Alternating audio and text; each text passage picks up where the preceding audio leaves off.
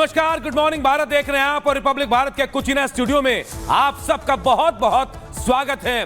खबरों की शुरुआत करते हैं और सबसे पहले बात करते हैं एक बड़ी और अहम खबर की। ये बड़ी खबर उत्तराखंड से आ रही है। उत्तराखंड के जोशीमठ में लैंडस्लाइड हुआ है, पहाड़ का एक बड़ा हिस्सा गिर गया। जी हां, बड़ा हिस्सा गिरकर हाईवे पर आ गया है। मजदूरों ने किसी तरह यहां से भागकर अपनी जान बचाई है। ऑल वेदर रोड प्रोजेक्ट पर काम चल रहा था और वहीं पर यह हादसा हुआ। देखिए तस्वीरें आपको दिखा रहे हैं, उत्तराखंड के जोशीमठ में यह हादसा हुआ है। देखिए पहाड़ का एक बड़ा सा हिस्सा गिरकर हाईवे पर आ गया है, लैंडस्लाइड हुआ है।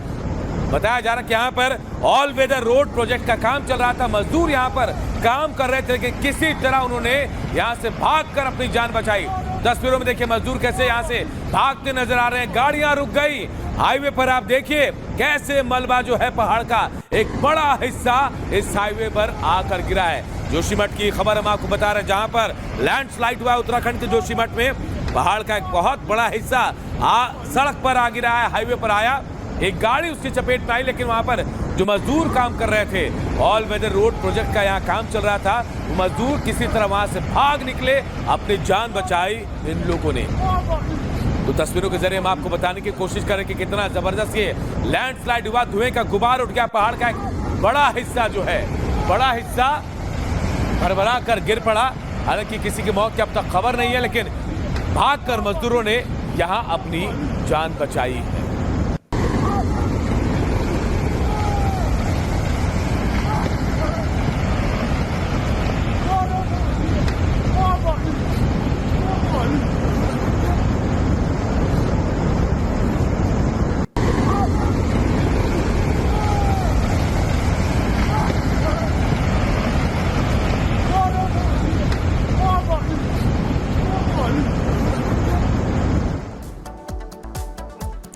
और बात कनाडा की करते हैं। कनाडा के प्रधानमंत्री जस्टिन ट्रूडो जो निजर हत्याकांड में भारत पर लगातार गंभीर आरोप लगा रहे थे, अब भारत ने पलटवार करते हुए करारा जवाब जस्टिन ट्रूडो को दिया है। भारत ने 6 राजनयिक जो कनाडा के हैं उनको निष्कासित कर दिया है।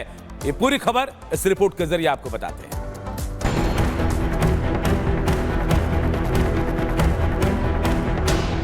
भारत विरोधी एजेंडा, ट्रूडो का वोट बैंक ड्रामा, कनाडा की हिमाकत, भारत का तमाचा, कीचड़ उछालने की साजिश, भारत की फटकार, कनाडा का भारत विरोधी एजेंडा एक्सपोज। भारत ने कनाडा में पनप रहे खालिस्तान समर्थक आंदोलन पर बार बार अपनी चिंताओं को जाहिर किया है और मांग करता रहा है कि कनाडा हिंसा, उग्रवाद की वकालत करने वाले लोगों के खिलाफ कड़ी और जरूरी कार्रवाई करे। भारतीय अधिकारियों ने चेतावनी दी कि खालिस्तानी चरमपंथियों, संगठित अपराध, ड्रग सिंडिकेट और मानव तस्करी के बीच गठजोड़ कनाडा के लिए चिंता का विषय होना चाहिए। भारत सरकार ने कनाडा में जांच के दौरान भारतीय दूत संजय कुमार वर्मा पर बेतुके आरोपों के लिए ट्रूडो सरकार की आलोचना करने के बाद कनाडाई उप उच्चायुक्त स्टीवर्ट व्हीलर को तलब किया। लेकिन अब इन सब के बीच में भारत सरकार ने बड़ा फैसला लेते हुए कनाडा से अपने उच्चायुक्त और अपने राजनयिकों, अधिकारियों को वापस बुलाने का बड़ा और कड़ा फैसला किया।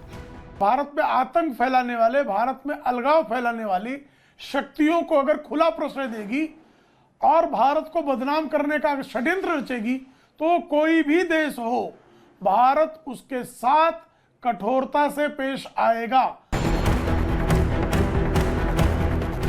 आपको बता दें, ये पूरा मामला शुरू हुआ साल 2023 में, जब कनाडाई नागरिक हरदीप सिंह निज्जर की हत्या की जाती है। इसके बाद कनाडा सरकार भारत सरकार पर हमलावर रही। कनाडा का कहना था कि भारत सरकार इस हत्या में ऑफिशियली शामिल थी, जबकि भारत सरकार बार बार इस मामले में कहती रही कि इसमें भारत का कोई लेना देना नहीं है। लेकिन कहीं ना कहीं इस बार कनाडा ने एक स्टेप आगे बढ़कर कनाडा में जो भारतीय दूतावास हैं, वहां जो राजनयिक हमारे काम करते हैं, उनके ऊपर और उनकी भूमिका के ऊपर संदेहास्पद शक पैदा किया और एक ऐसा राजनयिक संदेश रविवार को भेजा गया जिसके बाद भारत सरकार का उखड़ना तय था। भारत सरकार ने सीधे तौर पर कनाडा सरकार को फटकार लगाई। अब भारत ने कनाडा पर तीखा पलटवार करते हुए अपने उच्चायुक्त पर हत्या की जांच में पर्सन ऑफ इंटरेस्ट होने के आरोपों को खारिज कर दिया और उसे बेतुका बताया। आपको बता दें, पर्सन ऑफ इंटरेस्ट का मतलब होता है कोई व्यक्ति जिसके बारे में पुलिस को लगता है कि वो किसी अपराध में शामिल हो सकता है, लेकिन जिसे गिरफ्तार नहीं किया गया। जस्टिन ट्रूडो ने जून 2023 में कनाडाई खालिस्तानी आतंकवादी हरदीप सिंह निज्जर की हत्या में भारत की संलिप्तता का आरोप लगाने के बाद भारत और कनाडा के बीच संबंध तनावपूर्ण हो गए। भारत ने ट्रूडो की सरकार पर आरोप लगाते हुए इन दावों को बार बार बेतुका और प्रेरित बताया। कनाडा के भीतर खालिस्तान समर्थक तत्वों को बढ़ावा देकर वोट बैंक की राजनीति में शामिल है। जस्टिन ट्रूडो जो है ये एक बहुत ही डेंजरस गेम खेल रहे हैं। एक तरफ ये वोट बैंक पॉलिटिक्स खेल रहा है, यानी कि सपोर्ट फ्रॉम खालिस्तानी सिंपथाइजर्स, और उनके विचारों को लेकर के भारत के साथ अपने रिश्ते डाउनग्रेड किए जा रहे हैं। ट्रूडो चाइनीज जाल में फंस गया है अपने देश के अंदर।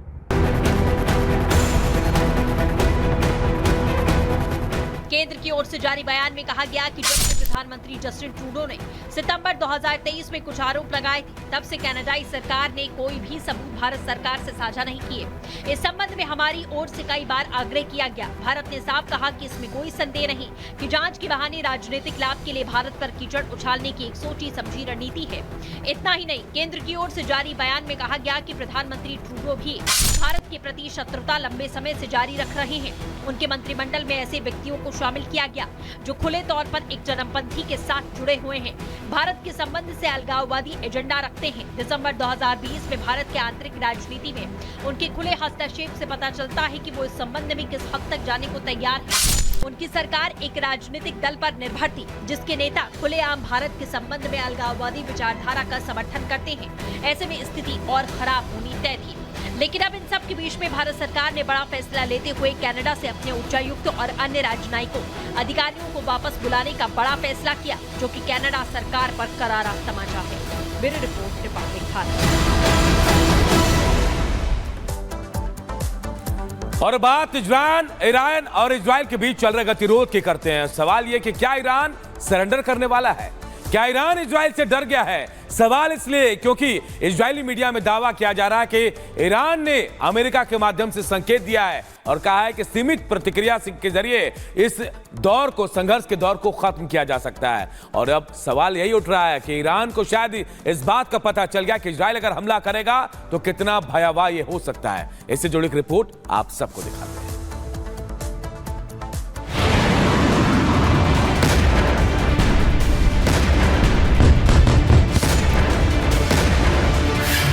इजरायली मीडिया का बड़ा दावा।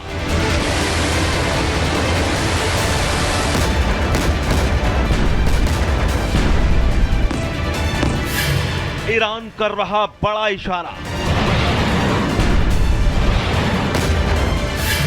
हमला करना लेकिन हल्का।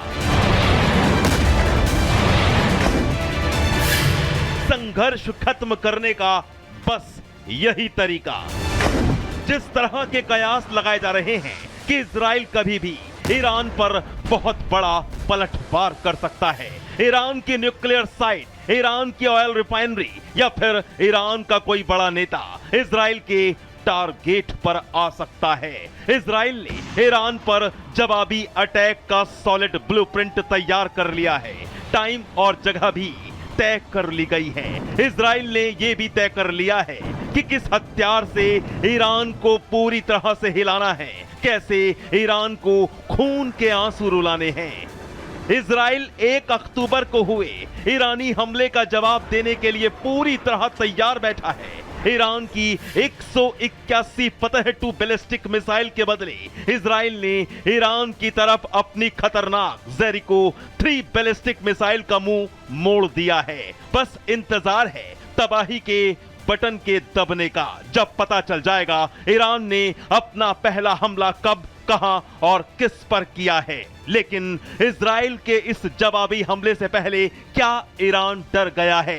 क्योंकि ईरान पर काउंटर अटैक से पहले इजरायली मीडिया ने एक बहुत बड़ा दावा किया है। ईरान को लेकर इजरायली मीडिया ने दावा किया है कि ईरान ने इजराइल को इशारा दिया है। हमले पर सीमित प्रतिक्रिया से संघर्ष का दौर खत्म हो सकता है। जैसा कि पिछली दफे हुआ था, इन दोनों देशों ने अटैक किया था। ईरान ने कई 100 मिसाइल के साथ किया था, मगर मैसेजिंग थी जिससे कोई ज़्यादा क्षति इजराइल को नहीं पहुंची थी। और फिर उसके बाद इजराइल ने भी जो अटैक किया था ईरान के ऊपर, वो भी बहुत मामूली सा नुकसान हुआ था। उसी प्रकार का लोग चाहते हैं कि इस दफ़े भी ऐसा ही हो, जो अक्टूबर 1 का पे जो ईरान ने अटैक किया था उसका भी बदला ऐसे ही। इजरायली मीडिया के दावे के मुताबिक ईरान कह रहा है कि इजराइल उसके हमले का जवाब हल्के में देगा तो ईरान और इजराइल के बीच जो टेंशन है वो खत्म हो सकती है। अब सवाल ये कि क्या ईरान इजराइल के जवाबी हमले की तैयारी भांप चुका है? क्या ईरान जानता है कि अगर इजराइल ने हमला किया तो फिर उसका असर कितना भयानक होगा? क्या ईरान समझ चुका है कि इजराइल बदले की आग में झुलस रहा है, वो हमला छोटा मोटा नहीं करेगा? या फिर ईरान इस संकेत के जरिए बता रहा है कि वो अपने कदम पीछे खींच रहा है? ईरान इजराइल के अटैक से क्या डरकर भागने की कोशिश कर रहा है?